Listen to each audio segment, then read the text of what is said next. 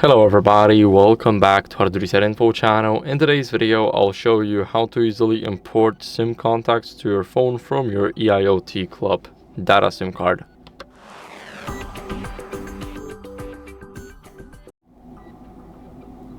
So if you have any contacts on your card that you want to transfer over to your device, go over to the settings and then scroll all the way down until you see apps.